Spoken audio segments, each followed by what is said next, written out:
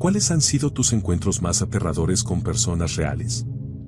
Al crecer, siempre quise salir a pasear en bicicleta de noche, había algo en eso que me parecía muy genial. No fue hasta que tuve 13 años que mi mamá por fin me dejó. Me dijo que usara el casco, que llevara el teléfono, que llevara una linterna y estableció los límites de por donde tenía permitido ir. Me dio un radio de unos 6 kilómetros, lo cual para mí era muchísimo. Así que justo después de que se puso el sol, salí. Realmente me gustó. No había gente paseando a sus perros, ni niños corriendo, la temperatura era perfecta, etc. Fue muy divertido, tanto, que ignoré los límites que mi mamá había puesto. Verás, por donde yo iba todo eran senderos peatonales. Era una de esas franjas de pasto entre dos vecindarios. Hay un sendero largo que bajaba al menos unos 180 metros con una inclinación de 25 grados. Iba disparado cuesta abajo, pasándola increíble, y crucé directo los límites. Mi mamá estableció esos límites por una razón. Todo lo que estaba dentro quedaba cerca de casas y de gente. Afuera, más específicamente hacia donde llevaba el sendero en el que yo iba, no había nada. Anduve por ese camino unos 10 minutos hasta que ya solo podía ver algunas luces de las casas que quedaban dentro de los límites. Después de 15 minutos pedaleando por ese camino de tierra, escucho a alguien cantando. Sonaba como a unos 10 metros frente a mí. Dejé de pedalear para escucharlo mejor. Era la voz de una mujer. Estaba tarareando Eleanor Rigby de The Beatles, pero no cantaba la letra, solo la melodía de la voz. Su voz era rara. ¿Sabes cuando tienes flema en la garganta y la voz se te pone rasposa? Así sonaba. Avancé despacio para intentar verla. Me acerqué lo suficiente como para distinguir la silueta de un cabello que subía y bajaba, como si estuviera sacudiendo la cabeza con fuerza. Decidí sacar la linterna. Pensé que tal vez esa persona necesitaba ayuda o algo. O tal vez era alguien fuera de sí y la luz la asustaría y se iría. Entonces saqué la linterna del bolsillo, la apunté hacia ella y la encendí. En el momento en que la luz le dio, se quedó totalmente inmóvil. Estaba de espaldas a mí. Tenía un cabello asqueroso que parecía pegarse en mechones. Además tenía partes del cabello arrancadas. Llevaba una sudadera con capucha roja, muy brillante y demasiado grande. Estaba casi demasiado asustado como para moverme. Creo que ella también. Reuní toda la valentía que pude y dije perdón con un tono de como cuando entras por error a un cuarto equivocado. No respondió. Apagué la linterna y la guardé en el bolsillo. Justo cuando estaba dando la vuelta con la bicicleta, ella grita. Grita con una voz horrible, muy horrible, aguda. Casi me hago encima mientras me lanzaba otra vez a la bicicleta. Escuché su voz acercándose y luego me fui a toda velocidad. No miré hacia atrás y no dejé de pedalear. Sus gritos se fueron oyendo cada vez más lejos hasta que se mezclaron con el aullido del viento. Una vez trabajé como miembro del personal residente en una residencia universitaria. Durante el verano alojábamos a los pocos estudiantes de cursos de verano que se quedaban en el campus, casi 30. Tal vez sea importante señalar que estos estudiantes solían estar muy enfocados en lo académico y a menudo tenían mucho estrés, aunque eran tranquilos. Un día cálido a finales de junio, mi oficina recibió una llamada de una hermana preocupada. Ella y su familia no podían comunicarse con su hermano, que vivía solo en una habitación del piso de cursos de verano. Esto no era inusual, porque nuestra oficina trataba con frecuencia con estudiantes que evitaban a sus familiares y seres cercanos por los nervios a flor de piel o por una incomodidad social general. Nuestro protocolo normal para verificar a un estudiante era intentar contactarlo usando la información de contacto de emergencia. Si eso fallaba, íbamos a revisar su habitación para confirmar que vivía en el edificio y, si era posible, encontrarlo ahí mismo. Luego le pedíamos que llamara a su familia para confirmar que dimos seguimiento a la solicitud original. Además, solo debíamos entrar a una habitación si había otro miembro del personal presente, para garantizar la seguridad del personal y de los estudiantes. No logré contactar a este estudiante ni por el teléfono de la habitación ni por el teléfono celular, y como estábamos con poco personal, yo estaba solo, así que decidí subir a su habitación y revisarlo. Llegué a su piso alrededor de las 2 de la tarde y, como esperaba, el lugar parecía desierto. Encontré su número de habitación e inmediatamente escuché, detrás de la puerta, el sonido de una película reproduciéndose en una televisión o computadora. Toqué 3 veces y anuncié que era un miembro del personal verificando su salud y su seguridad. No hubo respuesta. No me pareció tan raro. Los universitarios son famosos por dejar aparatos encendidos aunque no estén en la habitación. Revisé las duchas y los baños del piso y estaban vacíos. Volví a su puerta y toqué 3 veces más, esperando unos 20 segundos entre cada golpe. De nuevo no hubo respuesta. Ahí fue cuando mis instintos empezaron a alertarme. Trabajé varios años en residencias como profesional y algo en todas las piezas de ese rompecabezas no encajaba. La familia preocupada por su salud y seguridad, los aparatos encendidos, alguien debió ponerlos recientemente, dentro del tiempo que dura una película, los estudiantes de cursos de verano y su comportamiento particular, algo no estaba bien. Estaba solo, así que probablemente me alteré más de lo que me habría alterado si estuviera con alguien. Un piso de residencia vacío, incluso a las 2 de la tarde, a menudo trae a la mente recuerdos kubrickianos del Hotel Overlook. Decidí que, para quedarme tranquilo, necesitaba resolverlo de inmediato y abrir la habitación con la llave maestra, aunque estaba solo y, técnicamente, no debía hacerlo. Toqué la puerta una vez más, por si acaso, y de nuevo me identifiqué como el director de la residencia. Abrí la habitación y mi sentido arácnido se disparó todavía más. La habitación se veía bastante vacía. El estudiante parecía estar viviendo literalmente de una maleta, lo cual es raro para alguien que se queda al menos 8 semanas por un curso de verano. La ropa de cama estaba revuelta, como si alguien hubiera estado durmiendo ahí, y todas las luces de la habitación estaban encendidas. Y, como sospechaba, había una computadora portátil abierta sobre el escritorio, pero no había ningún estudiante. Empecé a racionalizar para no sentirme inquieto. Seguramente este estudiante y yo nos cruzamos mientras yo iba hacia su habitación, nunca lo había conocido, así que no lo reconocería, y quizás solo estaba abajo, en el vestíbulo, recogiendo comida a domicilio para un almuerzo tardío. Sí, eso era. Entonces me di la vuelta para irme, con la idea de intentar contactar al estudiante más tarde esa tarde o esa noche. Al girar para salir, noté otro detalle extraño. Las puertas plegables del armario, que en la mayoría de los cuartos se quitan porque casi nadie las usa, en especial en habitaciones individuales como la suya, seguían ahí, y estaban cerradas. ¡Qué raro! No recordaba la última vez que vi a alguien usar esas puertas incómodas y defectuosas. Entonces mi intuición se disparó más que nunca. Me di cuenta de que estaba solo en una habitación con un estudiante potencialmente suicida que quizá, de hecho, ya había hecho eso. Y yo estaba a punto de ser ese tipo que encuentra el cuerpo y luego se enfrenta a una tormenta de papeleo y tareas desagradables, entre ellas llamar a la familia para dar la noticia. Sentí que estaba hablando solo cuando se me quebró la voz al hablarle a esas puertas cerradas, diciendo mi nombre y mi cargo, y que iba a abrir esas puertas plegables en 3 segundos. Manipulé torpemente el pestillo y por fin logré soltarlo. Cuando separé las puertas, no estaba preparado. No sé qué esperaba en realidad. ¿Alguien colgado? ¿Una herida de bala? Te diré lo que no esperaba. Un hombre indio de 2 metros de estatura, mirándome con vergüenza, como si yo hubiera descubierto su escondite secreto. Nos miramos durante unos buenos 5 segundos, sin parpadear, respirar ni hablar. Al final entendí lo que pasaba y mi reacción natural fue la incredulidad. Lo único que se me ocurrió decir fue, ¿estás aquí escondiéndote de mí? Me miró y dijo sí. Mi corazón seguía acelerado, me di la vuelta para irme y, antes de cerrar la puerta, volví a mirarlo y le dije, llama a tu hermana, está preocupada por ti y, sinceramente, yo también.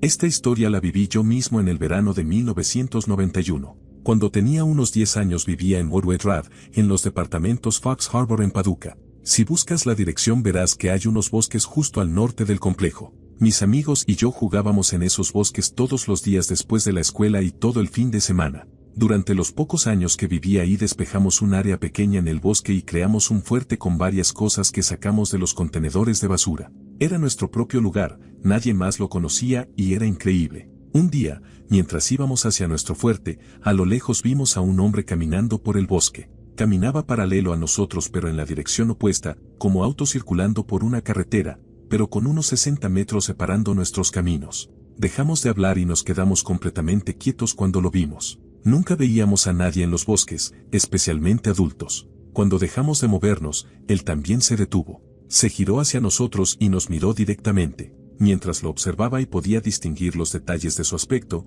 noté que llevaba lo que parecía ser una máscara de Halloween, una máscara genérica, no de Michael Myers, y sostenía un hacha en las manos. Nos quedamos ahí en silencio y sin movernos durante unos 10 segundos, él mirándonos y nosotros mirándolo. Luego empezó a correr hacia nosotros a toda velocidad. Hicimos lo único que al parecer se nos ocurrió, correr directo hacia nuestro fuerte. Estábamos a unos 40 metros de la entrada y en esa distancia él recortó muchísimo terreno. Cuando por fin llegamos, ya estaba encima de nosotros. Todos mis amigos se treparon a un árbol gritando, pero yo era el último en la fila. Para cuando intenté subir, él ya estaba ahí. Gritaba como un lunático y agitaba el hacha en el aire. Yo estaba aterrado, no tenía idea de qué estaba pasando y mi mente estaba en blanco sobre qué debía hacer. Agarré un palo grande, le di un buen swing como de béisbol y le estampé la cara. Retrocedió un poco, gimió y se quitó la máscara. Reconocí la cara. Era el casero y administrador del complejo de departamentos, un hombre de unos 50 años. Quería hacernos una broma y pensó que esto era lo más apropiado. Era un psicópata. Cuando era bastante joven estaba en el parque paseando a mi perro, pastor alemán, cuando me di cuenta de que se estaba haciendo bastante tarde y yo era la única persona que quedaba en el parque. Un hombre con una sudadera oscura con capucha y una bufanda negra cubriéndole la cara saltó la cerca que daba al callejón detrás del parque y empezó a caminar hacia mí, pero no había visto a mi perro, que estaba por ahí olfateando o haciendo lo que hacen los perros. Mi perro se puso entre nosotros y hubo una especie de enfrentamiento por un momento. Mi perro estaba muy tenso, gruñendo, con el pelo erizado, y yo no sabía qué hacer. No sabía si mi perro iba a atacar al hombre, así que me quedé paralizada.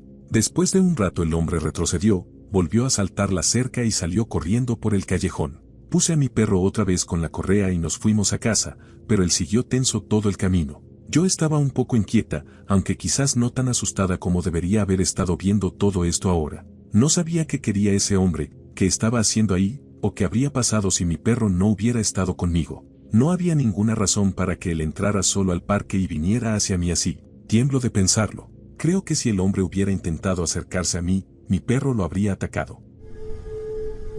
En Toronto hay un sistema de metro administrado por el Comité de Tránsito de Toronto. A veces cierran ciertas partes del recorrido del metro, que es bastante jodidamente básico, para hacer mejoras o arreglar partes. Últimamente han estado cerrando los viajes hacia el centro los fines de semana. En fin, estaban haciendo algunas mejoras en las vías y avanzábamos bastante lento asegurándonos de no atropellar a nadie mientras la gente salía corriendo del camino. De la nada se cortó la electricidad.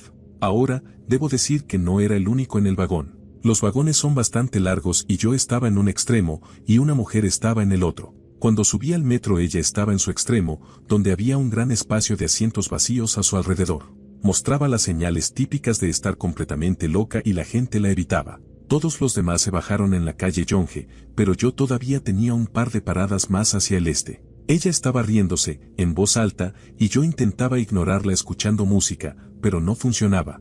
Era tan escalofriante que mi cerebro seguía ignorando la música y enfocándose en ella, así que al final desconecté los auriculares y me recosté intentando no hacerme encima. Entonces, se corta la electricidad y aquí estoy sentado en un extremo, tan lejos de ella como podía estar, y las luces se apagan por alguna razón. Ella dejó de reírse. De hecho, dejó de hacer cualquier ruido. Cuando las luces volvieron unos 5 segundos después, cuando ya me había asustado lo suficiente, ella ya no estaba en el extremo lejano. Estaba a unos 3 asientos de mí, mirándome. En cuanto el tren se detuvo salí corriendo hacia la maldita puerta. Después de que ella se reubicó no hizo ningún ruido más, solo siguió mirándome. El momento más jodidamente inquietante de mi vida.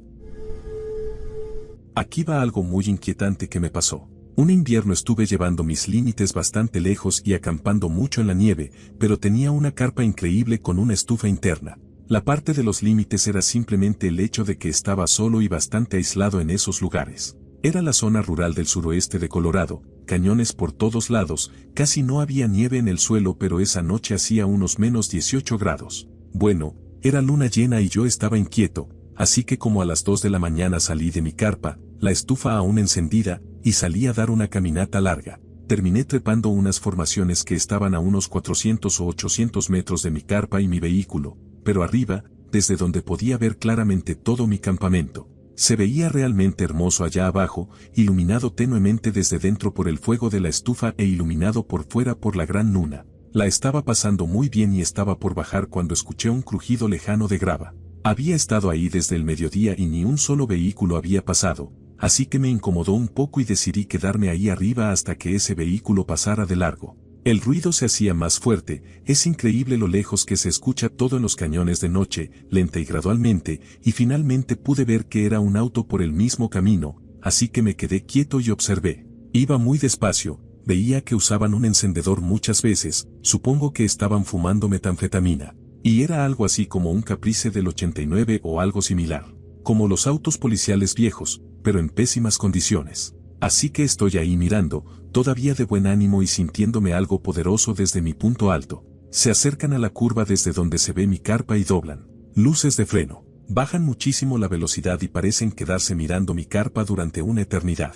Probablemente solo fue un minuto, pero ahora yo estaba en máxima alerta y era bastante inquietante. No tenía ningún tipo de arma conmigo, solo una hacha allá abajo en la carpa para cortar leña. Pero siguen adelante. Estoy bastante aliviado aunque todavía nervioso, pensando ahora en la posibilidad de que regresen. Así que decido quedarme un rato más para asegurarme de verlos salir. No, dieron la vuelta más adelante y regresaron. Miré cómo estacionaban a cierta distancia y se bajaban del auto para caminar por el camino en dirección a mi campamento. La luz de luna era tan brillante y había tantas rocas lisas alrededor que podía ver todo esto suceder más o menos claramente, pero no distinguía más que las escenas generales y aún había muchas sombras grandes. Observo por un buen rato cómo se acercan a mi carpa, revisan todo el exterior, miran por las ventilaciones, donde probablemente parecía que yo estaba durmiendo, ya que la bolsa de dormir estaba ahí con la ropa de cama, tocan mi vehículo y luego regresan a su auto y se van. Me quedé ahí arriba prácticamente hasta justo antes del amanecer y solo bajé cuando supe que podía desmontar el campamento e irme.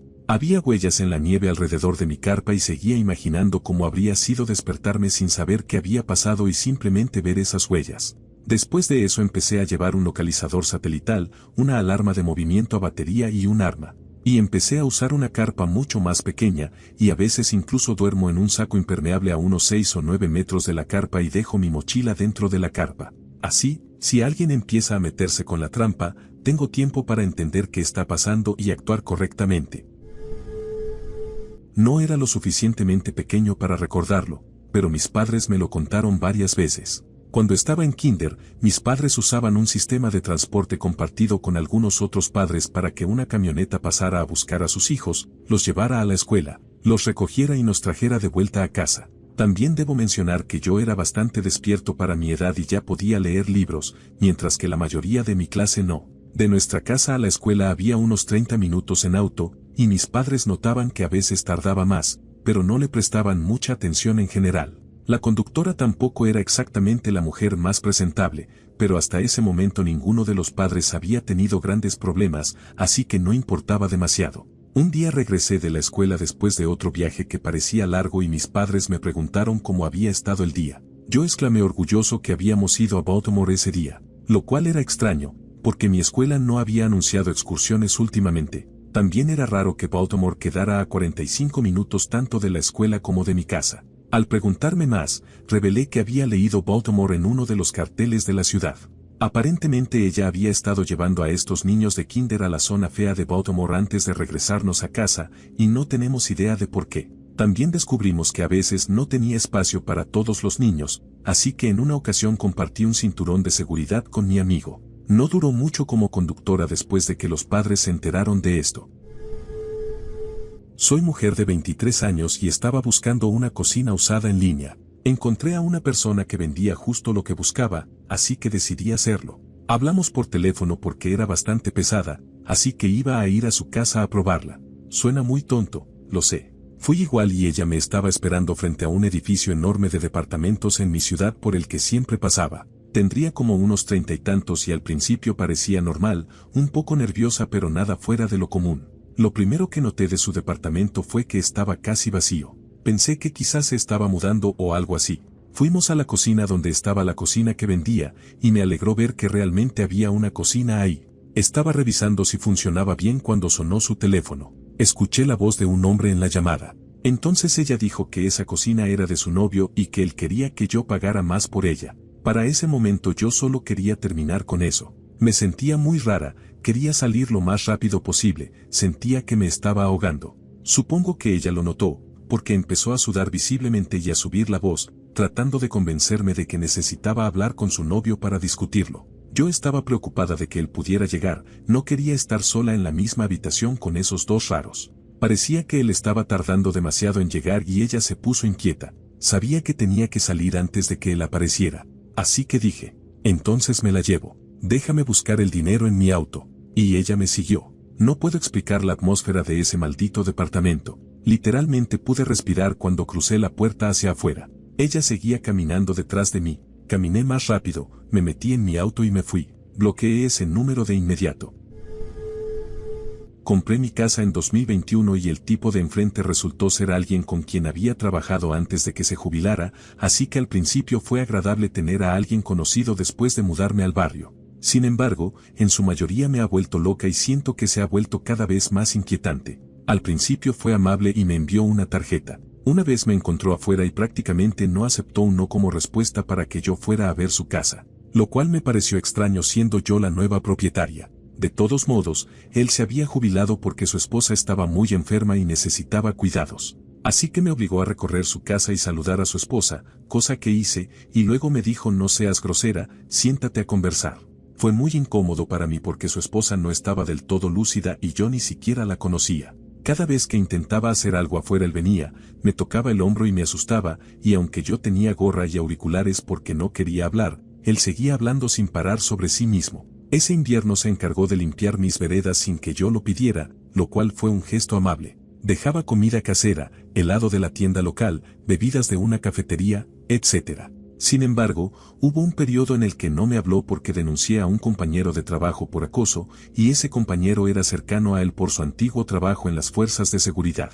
Yo intentaba saludar de vez en cuando pero él me ignoraba, porque no quería tener mala onda entre nosotros. Hice las paces con eso y pensé que me dejaría en paz, lo cual era casi una victoria para mí porque me gusta mi privacidad y soy introvertida. Hasta que un día recibí un paquete y él me llamó. No contesté, y él fue a verlo para ver si era su paquete y lo dejó tirado en la vereda pública. Observa mi porche constantemente y me molesta con mis paquetes diciendo que la gente los roba cuando tengo una cámara en la puerta y no necesito que esté mirando mi porche todo el día.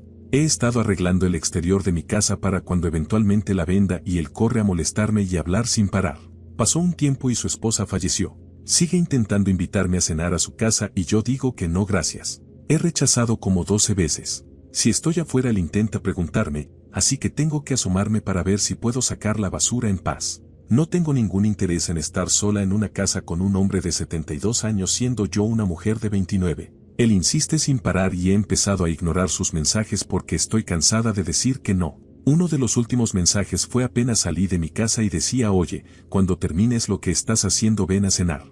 Siento que está mirando mi casa todo el día. Puede que esté solo porque su esposa murió, pero yo soy una persona muy introvertida y no quiero que este hombre me moleste, además de que me parece muy inapropiado y agotador. Tengo que correr para sacar la basura cada semana. Siento que no puedo hacer nada en el jardín sin que él me moleste. Voy a poner paneles de privacidad en mi porche delantero para que no se vean sombras a través de las cortinas de la ventana grande de mi sala. Ya tuve suficiente. Mi instinto me dice que hay algo raro y malo aquí. Una noche, alrededor de las 3 de la mañana, estaba profundamente dormida con mi exnovio a mi lado. De repente escucho a alguien dentro de mi casa preguntando si había alguien ahí. Desperté a mi ex y le dije que fuera a ver qué demonios estaba pasando. Él era un completo cobarde y me hizo ir a mí. Me levanté de la cama, no pude encontrar mis lentes, pero el tipo seguía gritando. Salí de mi habitación en pijama y vi que había un tipo grande, calvo y con lo que parecía ser un uniforme de policía parado en la entrada. Estoy entrecerrando los ojos tratando de verlo bien y él me mira y dice: solo quería decirte que dejaste la puerta sin seguro y deberías cerrarla. Balbuceé algo como gracias. Y él salió de mi apartamento. Yo seguía prácticamente ciega, pero alcancé a ver que se alejaba caminando en lugar de subir a un auto. Ningún policía patrullaría la zona boscosa donde vivo caminando. Al día siguiente llamé a la estación de policía local para preguntar si algún oficial había reportado ese incidente y me dijeron que iban a consultar con los oficiales de turno y que me devolverían la llamada. Me llamaron al día siguiente y me dijeron que nadie había hecho eso. Todavía me aterra cuando pienso en lo que pasó y desearía saber qué estaba planeando ese tipo. Mi hermano vino a la ciudad por trabajo y me invitó a ir de bar en bar con todo pago por su empresa. Le avisé a mi esposa que no me esperara despierta y me encontré con él cuando salí del trabajo. Pasamos la noche yendo de bar en bar poniéndonos al día sobre lo que había pasado en nuestras vidas hasta que cerró el último bar, como a las 2 o 3 de la mañana. Luego volvimos tambaleando a su habitación de hotel y nos quedamos dormidos. Me desperté a la mañana siguiente como a las 7 de la mañana y me fui a casa. Mi esposa ya se había ido así que no la vi. Una hora después más o menos me llamó y me preguntó a dónde me había ido tan temprano esa mañana. Yo estaba confundido porque no llegué a casa hasta después de que ella se había ido al trabajo. Se lo expliqué y ella se asustó mucho. Ella me contó que alrededor de las 12:30 o 1 de la mañana escuchó una llave en la puerta principal y la puerta abrirse. Se incorporó en la cama y vio entrar una figura masculina, que asumió que era yo, y dirigirse a la sala de estar. Supuso que simplemente había decidido dormir en el sofá en lugar de entrar al cuarto y arriesgarme a despertarla.